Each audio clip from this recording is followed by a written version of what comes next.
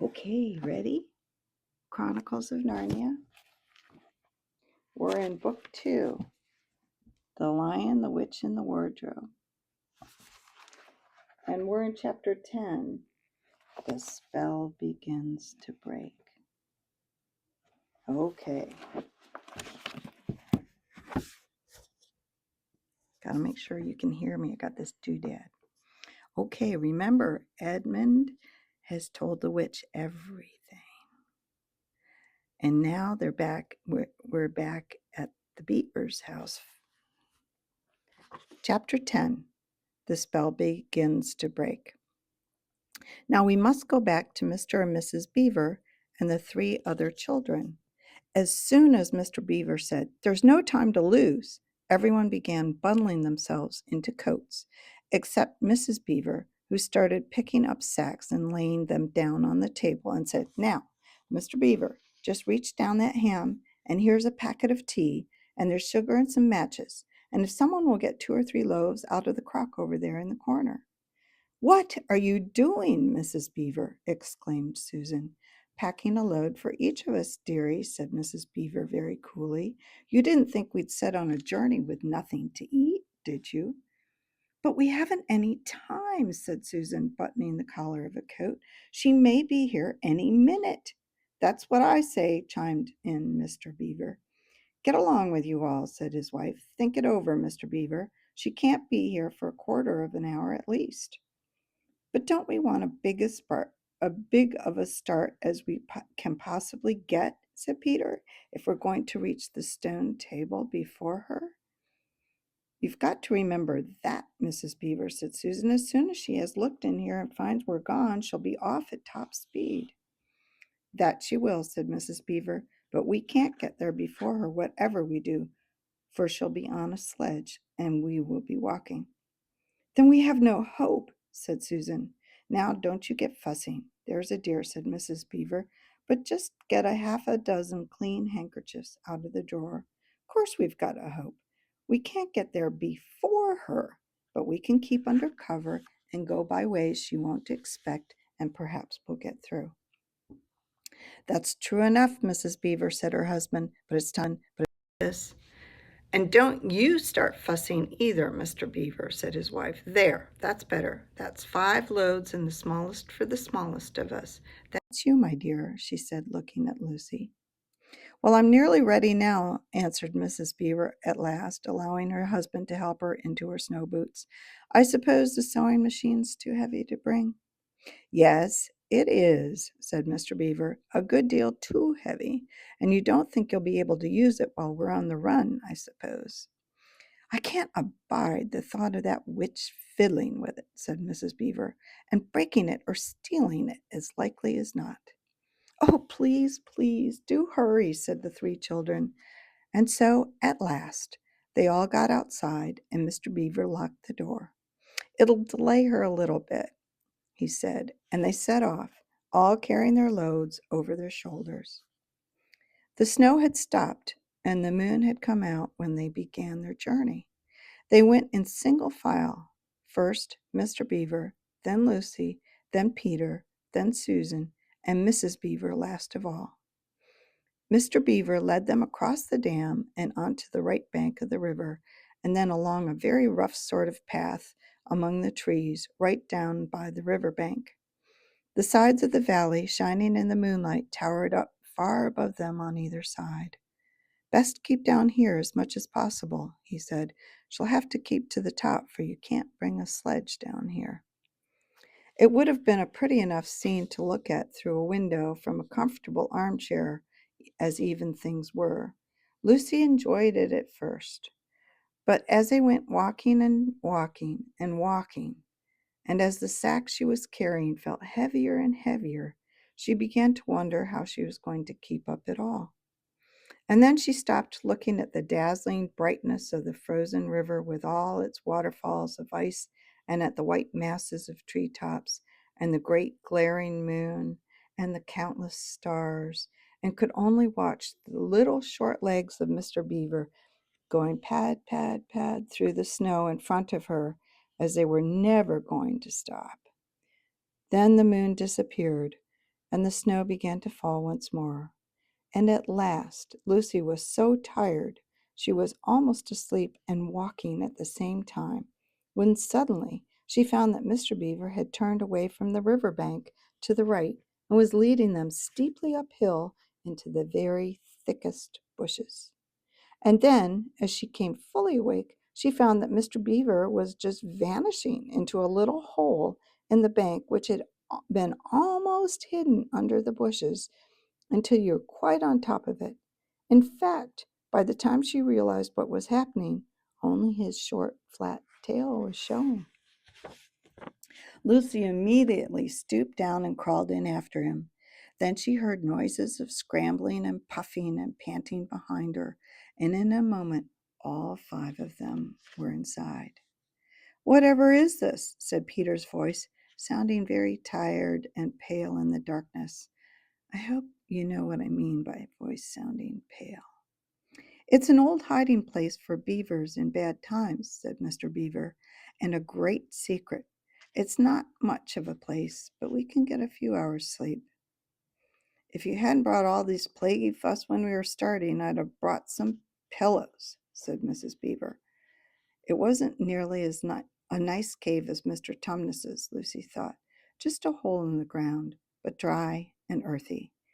It was very small, so that when they all lay down, they were all a bundle of clothes together.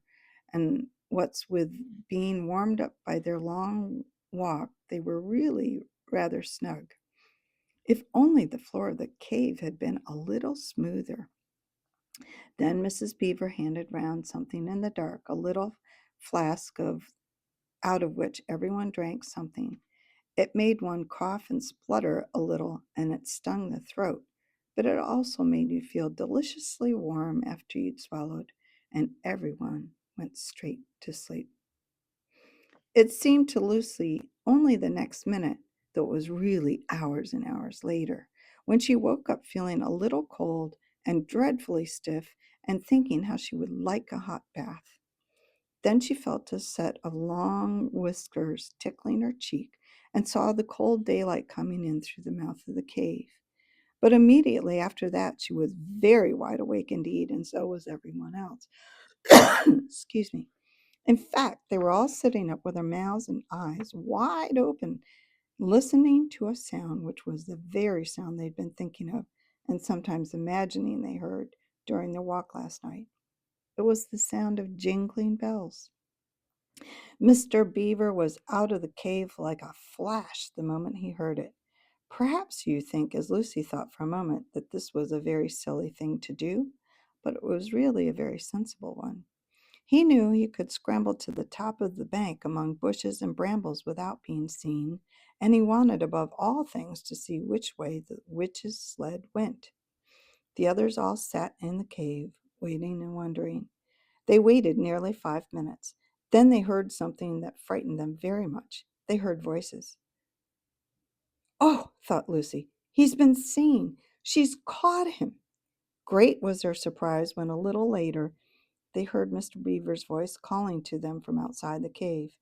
"It's all right," he was shouting. "Come out, Mrs. Beaver. Come out, sons and daughters of Adam. It's all right. It isn't her." This was bad grammar, of course, but that's how beavers talk when they were excited. I mean, in Narnia. In our world, they usually don't talk at all. So Mrs. Beaver and the children came bundling out of the cave, all blinking in the daylight and with earth all over them and looking very frosty and unbrushed and uncombed and with sleep in their eyes. "Come on," cried Mr. Beaver, who was almost dancing with delight. "Come and see. This is a nasty knock for the witch. It looks as if her power is already crumbling." "What do you mean, Mr. Beaver?" panted Peter as they all scrambled up the steep bank of the valley together. "Didn't I tell you," answered Mr. Beaver, "that she's made it always winter and never Christmas? Didn't I tell you? Well, just come and see." And they were all on the top, and they did see.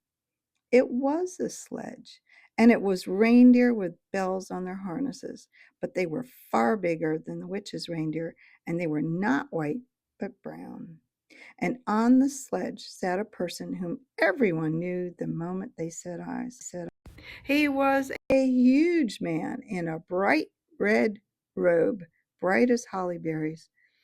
with a hood that had fur inside it and a great white beard that that fell like a foamy waterfall over his chest. Everyone knew him because, though you see people of his sort only in Narnia, you see pictures of them and hear them talked about even in our world, the world on this side of the wardrobe door. But when you really see them in Narnia, it's rather different. Some of the pictures of Father Christmas in our world make him look only funny and jolly. But now that the children actually stood looking at him, they didn't find it quite like that. He was so big and so glad and so real that they all became quite still. They felt very glad, but also solemn. "I've come at last," said he. "She has kept me out for a long time, but I have got in at last. Aslan is on the move. The White Witch's magic is weakening." And Lucy felt running through her that deep shiver of gladness which you only get if you are being solemn and still. "And now," said Father Christmas, "for your presents. There is a new and better sewing machine for you, Mrs. Beaver. I will drop it in your house as I pass." "If you please, sir," said Mrs. Beaver, making a curtsy. "It's locked up." "Locks and bolts make no difference to me," said Father Christmas. "And as for you, Mr. Beaver, when you get home you will find your dam finished and mended and all the leaks stopped and a new sluice gate fitted." Mr. Beaver was so pleased that he opened his mouth very wide and then found he couldn't say anything at all. "Peter, Adam's son," said Father Christmas. "Here, sir," said Peter. "These are your presents," was the answer, "and they are tools, not toys. The time to use them is perhaps near at hand. Bear them well." With these words he handed to Peter a shield and a sword. The shield was the color of silver, and across it there ramped a red line as bright as a ripe strawberry at the moment when you pick it. The hilt of the sword was of gold, and it had a sheath and a sword belt and everything it needed, and it was just the right size and weight for Peter to use. Peter was silent and solemn as he received these gifts, for he felt that they were a very serious kind of present. "Susan, Eve's daughter," said Father Christmas, "these are for you." And he handed her a bow and a quiver full of arrows and a little ivory horn. "You must use the bow only in great need," he said, "for I do not mean you to fight in the battle. It does not easily miss. And when you put this horn to your lips and blow it, then, wherever you are, I think help of some kind will come to you." Last of all, he said, "Lucy, Eve's daughter," and Lucy came forward. He gave her a little bottle of what looked like glass, but people said afterwards that it was made of a diamond, and a small dagger. "In this bottle," he said, "there is cordial made of the juice of one of the fire flowers that grows in the mountains of the sun. If you or any of your friends is hurt, a few drops of this will restore them. And the dagger is to defend yourself at great need, for you also are not to be in this battle." "Why, sir," said Lucy, I don't know, but I think I could be brave enough." "That is not the point," he said, "but battles are ugly when women fight. And now," he said, suddenly looking less grave, "here is something for the moment for you all." And he brought out, and I suppose from the big bag at his back, but nobody quite saw him do it, a large tray containing 5 cups and saucers, a bowl of lump sugar, a jug of cream, and a great big teapot, all sizzling and piping hot. Then he cried out, "Merry Christmas! Long live the true king!" and cracked his whip, and he and the reindeer and the sledge and all were out of sight before anyone realized that they had started. Peter had just drawn his sword out of his sheath and was showing it to Mr. Beaver when Mrs. Beaver said, now then, don't stand there talking till the tea's got cold. Just like men. Come and help to carry the tray down and we'll have breakfast. What a mercy I thought of bringing the bread knife." So down the steep bank they went and back to the cave. and Mr. Beaver cut some of the bread and ham into sandwiches, and Mrs. Beaver poured out the tea, and everyone enjoyed themselves. But long before they had finished enjoying themselves, Mr. Beaver said, "Time to be moving on now." And there you go. So, next time, Chapter 11, Aslan is nearer. Until then.